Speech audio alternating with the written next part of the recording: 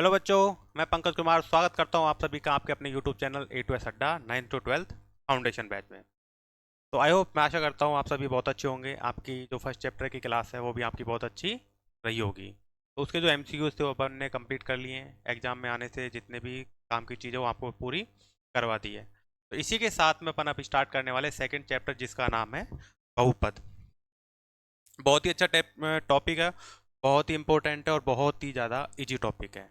इस चैप्टर को आपको बिल्कुल नहीं छोड़ना है, क्योंकि अगर कोई फ्री के नंबर अगर देता है तो लेने में कोई बुरी बात नहीं है। बहुपद को नाम से पता लग रहा है, बहु यानी होता है बहुत, यानी होता है बहुत। पद यानी होते हैं इस टाइप आपके जितने भी जो चरण होते हैं वो सारे। तो बहुपद की अपने यहाँ पे बात कर रहे हैं, तो बहुपद आपके कई सारे होते हैं। अब जैसे इस टॉपिक की बात करें, 10th क्लास का आपका टॉपिक है, क्लास 10th का आपका टॉपिक है। तो ये जो चीज़ें आपके बहुत पहले से स्टार्ट हो चुकी थी, लेकिन आपने इस चीज़ पे ध्यान नहीं दिया कि भाई कौन सा टॉपिक है, इसका नाम क्या है। तो आपने देखो 6th क्लास के अंदर आपने पढ़ा होगा एक टॉपिक, जिसमें आपका नाम है, जिसको अपन बोलते हैं बीजगणित, जिसको अपन बोलते हैं बीजगणित। पढ़ा है आप सबने। 7th के अंदर आपने पढ़ा है एक चर वाले रैखिक समीकरण, इन्हीं के नाम है ये सारे, रैखिक समीकरण। और 9th के 8th और 9th के अंदर भी आपने पढ़ा है ये सारी चीज़ें, और 9th के अंदर आपका इस टॉपिक का नाम आ जाता है बहुपद, और 10th में भी आपका ये टॉपिक है जिसका नाम है बहुपद। क्लियर है यहाँ तक? तो बहुपद के अंदर आपके कई सारी चीज़ें हैं, जिसमें आपको दे रखा है इसके अंदर आपके कोई भी जो स्टेप रहेगी, जो कोई भी जो टर्म रहेगा, वो आपको किस रूप में दिया जाएगा वो आपको बताएंगे। तो चैप्टर की अगर बात करते हैं तो इसके अंदर एक तो रहेगा आपका रैखिक पद, रैखिक पद। एक होगा आपका द्विघात, और एक होगा आपका त्रिघात। ठीक है। रैखिक पद में क्या रहेंगे, देखो चर की अगर बात करते हो, देखो एक चर वाले ये अपने पहले अपन पढ़ चुके हैं, और इसके अंदर भी थोड़ा सा अपन इसके बारे में जानने वाले हैं। 10th क्लास के अंदर आपका जो है इसके बाद जो जस्ट टॉपिक आएगा वो आपके आएंगे दो चर वाले। देखो रैखिक पद में क्या रहेगा, आपका एक ही चर के साथ में रहेगा, जैसे एक्स वाई जेड, इनके साथ में जो भी अंक आपको दिया जाएगा वो भी कोई साथ में रहेगा। द्विघात का मतलब आपको नाम से पता लग रहा है, द्विघात जिसकी घात कितनी हो, तो जैसे एक्स स्क्वायर प्लस में 5। त्रिघात के अंदर क्या होगा, जिसकी घात क्या हो, 3 हो, त्रिघात। क्लियर है यहाँ तक? कोई दिक्कत? तो ये सारी चीजें आपके टॉपिक से रिलेटेड है, इस चीज के अंदर अपन ये चीज पढ़ने वाले हैं। अगर रैखिक समीकरण की जैसे बात करते हैं, रैखिक पद की, 2x+3, 4x+4, ये सारी चीजें आपके है। तो इसी टॉपिक को आगे अब अपन कंटिन्यू करते हैं। चर, देखो क्या लिखा हुआ है, जिस राशि का मान गणितीय प्रक्रिया में बदलता रहता है। ये देखो यहाँ पर आपको दिख रहा होगा, जिस राशि का मान गणितीय प्रक्रिया में बदलता रहता है चर कहलाता है। अब ये तो हमने चलो पढ़ लिया, हमने सुन भी लिया भाई चर बोलते हैं इनको। जिस राशि का मान गणितीय प्रक्रिया में बदलेगा, गणितीय प्रक्रिया में कैसे, जैसे मान के चलो 2x+3, ठीक है। गणितीय प्रक्रिया में यहाँ पर इसका मान कितना है, 3 है। अब बदलेगा कैसे, यहाँ पर मान के चलो मैं x का मान लेता हूँ यहाँ पर 1, तो यहाँ पर हो जाएगा आपका 2 × 1 + 3, तो कितना हो जाएगा 5। यानी कि गणितीय मान में क्या हो गया, इसका बदल गया। यहाँ पे मैं अगर रख लेता हूँ 2, यहाँ पे, या फिर मैं रख लेता हूँ x+4, इसका मान कैसे बदलेगा, इसका मान आपको पता है, x का मान यहाँ पे मैं रख लेता हूँ 2, और 4 कितना हो गया आपका 6। तो यानी कि जिनका गणित चर के अंदर बोलते हैं, जिनका गणितीय रूप में क्या होता है, गणितीय प्रक्रियाओं में मान बदल जाता है, तो इनका मान क्या हो गया, बदल गया है। इसके साथ लेते हैं अचर पद, जिसका मान नियत रहता है, नियत रहता है यानी कि कांस्टेंट, बदलता नहीं, और स्थिति के अनुसार भी नहीं बदलता है, यानी कि कैसी भी स्थिति रहे। जैसे अभी जो पिछला एग्जाम्पल अपन ने लिया था 2x+3, यहाँ पर जो ये मान दे रखा है आपको, आपको यहाँ पर जो ये मान दे रखा है, इसका मान फिक्स रहेगा, इसको बदला नहीं जा सकता और ना ही ये बदलेगा। लेकिन अगर मैं यहाँ पर x का मान अगर रखता हूँ तो ये चर का मान होगा, क्योंकि आपको पता, आपने दो चीजें पढ़ी होगी, पढ़ते और आ रहे हो इसको, चर और एक होता है आपके अचर। ठीक है। चर की अगर अपन बात करें तो चर के अंदर आपके एक्स, वाई, जेड या अल्फाबेटिकली कुछ भी आ जाए, alphabetically a b c d कुछ भी नाम आपको दे दे, लेकिन इतना ध्यान रखना कि आपका ये चर के साथ में ये सारी चीजें जरूर आएगी। अचर पद में जितने भी जो गणितीय मान होते हैं वो सारी इसमें अचर पद में आ जाएंगे। तो ये दो चीजें आपके क्लियर हो गई कि चर और अचर क्या होते हैं। तो यहाँ पर ये तीन जो है ये कौन सा है, अचर पद है। लेकिन इसमें क्या हो रहा है, जिसका मान नियत रहता है तो इसका मान फिक्स है, कांस्टेंट है, यानी कि नियत है, और ये बदलेगा नहीं, फिक्स है इसका मान, ये बदल नहीं सकता है। अगर अपन चेंज करेंगे या इसको बदलेंगे तो इसके साथ में अपने को यहाँ पर एक्स का मान रखेंगे तो इसे पूरे का मान होगा वो बदलेगा। आपने क्लियर है यहाँ तक। नेक्स्ट अपना बीजीय व्यंजक। तो देखो एल्जेब्रिक एक्सप्रेशन, बीजीय व्यंजक आपको पता है, सब आपने पढ़ा है बीजीय व्यंजक क्या होता है। जितने भी जो आपको गणितीय मान के साथ में दिया रहेगा, कोई भी आपको एग्जांपल दिया रहेगा जैसे 2x प्लस में 3y बराबर में 5, ये सारे बीजीय व्यंजक के रूप में आते हैं।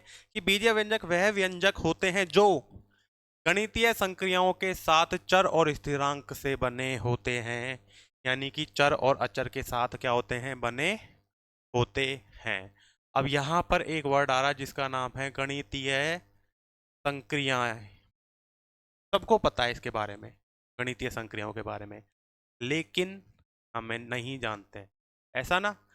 हाँ हम जानते हैं, लेकिन बस फर्क इतना है कि हमने नाम जो है वो बहुत कम जो है सुना है, क्योंकि बताया भी इसके बारे में कम जाता है। तो गणितीय संक्रियाएं कौन कौन सी होती है इनके बारे में आपको सीधा सिंपल सा देखो, प्लस जिसको अपन बोलते हैं योग,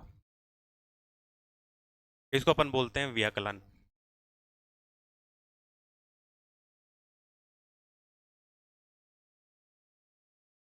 इसको अपन बोलते हैं गुणज, और इसको अपन बोलते हैं विभाजन। आप सब जानते हैं इनके बारे में, आपने सुना भी है, लेकिन बस फर्क इतना है कि गणितीय संक्रियाओं के बारे में नहीं पता कि इनको गणितीय संक्रियाएं बोलते हैं। नेक्स्ट आपका दे रखा है बहुपद। अभी बताया था आपको बहुपद जिसमें बहुत सारे पद भी हो सकते हैं। एक होता है आपका रैखिक पद, एक होता है आपके बहुपद। एक आपके बहुपद के अंदर जितनी भी आपके जो पद आ जाएंगे सारे, जैसे आपके बताते हैं अभी कि 2x+3 जो है अपना, ये अपना रैखिक पद है। कौन सा है, रैखिक पद। और रैखिक पद जो बोला जा रहा है इसको, क्योंकि एक में दे रखा है ये, और यहाँ पर वेरिएबल कितना है, x, यानी कि एक चर वाला है। इसमें अगर मैं कई सारे लिख देता जो है 2x+3y बराबर में 5, तो ये आपका कौन सा हो जाएगा, ये हो जाएगा अपना बहुपद, क्योंकि इसमें क्या हो जाएंगे, पद हो जाएंगे बहुत सारे, जिसमें 2x² प्लस में 3x, या फिर अपन इसमें ले लेते हैं 3x³ प्लस में 4, तो ये भी आपका क्या हो जाएगा, ये भी आपका बहुपद हो जाएगा। कोई दिक्कत, क्लियर है यहाँ तक। ठीक है। नेक्स्ट अपन इसी के साथ ही जो है इसका चैप्टर का आगाज करते हैं। चैप्टर के बेसिक चीज़ें आपको बता दी है, काफ़ी चीज़ें इसके अंदर आपको जो है वो आपके जो इसमें 2.2 हुआ है उसमें आपको बताई जाएगी। तो देखो इसके अंदर आपको बताया क्या है, सिखाना क्या है आपको इसके अंदर, वो देखो।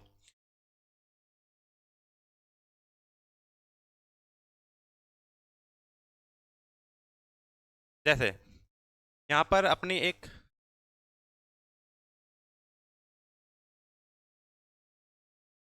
ये अपनी लाइन है ग्राफ की, आप सबने पढ़ा भी है यहाँ पर। और इसके बाद में अपन लिखते हैं, जैसे यहाँ पर ये पॉइंट हो गया अपना 1, 2, 3, 4, 5, -1,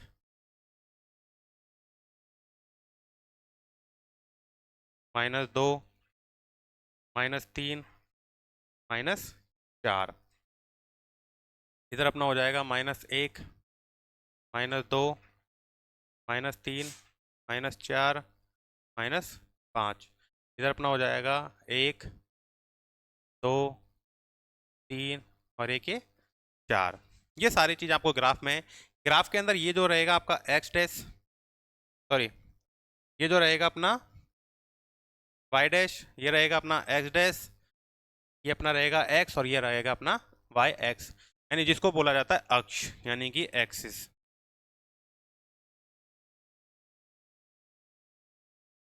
क्लियर है यहाँ तक? अब इसके अंदर इसका क्या रोल है आपको इस चैप्टर के अंदर, तो इस चैप्टर के अंदर जिसमें भी ये यहाँ पर भी जो भी लाइनें कटेगी तो वो सारी चीजें आपसे पूछी जाएगी शून्य की। किसकी पूछी जाएगी? शून्य की। यानी कि जैसे मान के चलो यहाँ से मैं एक लाइन ड्रॉ करता हूँ,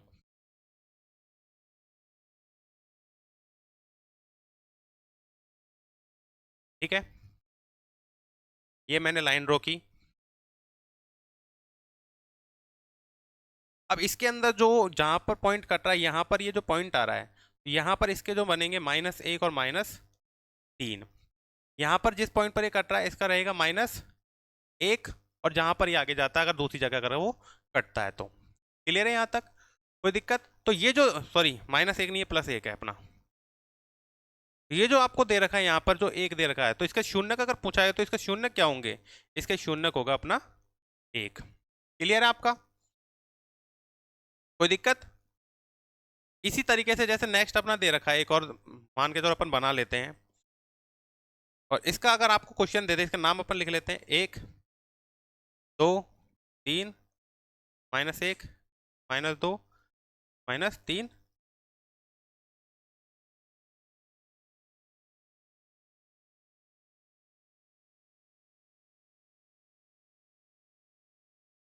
एक, दो और 3।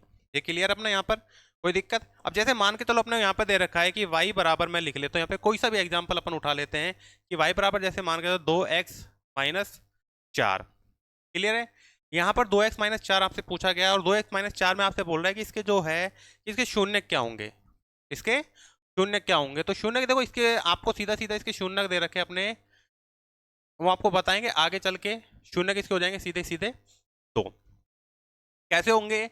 इसकी शुरुआत अपन करेंगे 2.2 के अंदर, क्योंकि उसमें अपने को सारी चीजें जो निकालनी है शून्य अपने को निकालने हैं। यहाँ पर इसके शून्य क्या हो जाएंगे? 2। अब 2 का मतलब है जो शून्य पूछा किसके, y यहाँ पर दे रखा है, तो शून्य किसका पूछेगा? y का ही पूछेगा। कोई दिक्कत है यहाँ पे? तो यहाँ तक अपना क्लियर है। आगे अब इसी के साथ में अपन ले लेते हैं एक एग्जाम्पल कि नीचे दी गई आकृति में ग्राफों को देखिए, और बोल रहा है प्रत्येक आकृति y बराबर px, जहां px का एक बहुपद है का ग्राफ है, और प्रत्येक ग्राफों में प्रत्येक के लिए px के शून्यकों की संख्या ज्ञात कीजिए। तो यहाँ पर आपसे पूछा क्या जा रहा है? px देखो, एक होता है अपना px और एक होता है अपना gx, एक होता है अपना rx और एक अपना qx होता है। तो यहाँ पर जो px आपसे पूछा, p मतलब पोलिनोमियल, इसमें x का जो मान है वो अपने से पूछना है, यानी कि x जिस बिंदु पर वो काटेगा, जिस बिंदु पर वो प्रतिच्छेद करेगा। जैसे यहाँ पर देखो, इसमें पूछ रहा है कि इसके अंदर ग्राफों के लिए प्रत्येक px के शून्यकों की संख्या ज्ञात कीजिए, यानी अपने को क्या ज्ञात करना है? शून्यकों की संख्या। तो यहाँ पर देखो एक तो यहाँ पर काट रहा है, और एक तो यहाँ पर इसमें शून्यकों की संख्या क्या हो जाएगी?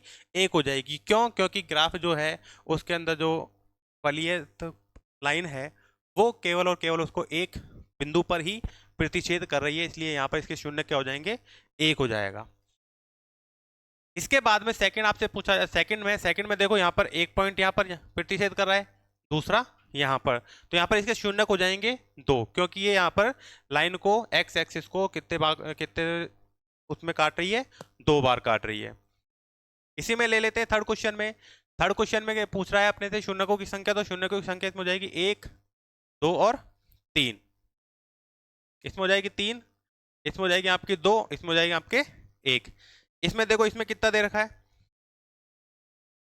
बताओ? यहाँ पर 1 है तो इसका हो जाएगा 1। यहाँ पर 1, इसमें कितना दे रखा है? 1 2 3 और 1 ये 4। तो यहाँ पर ये फर्स्ट जो है एग्जाम्पल आपका कंप्लीट हो गया है।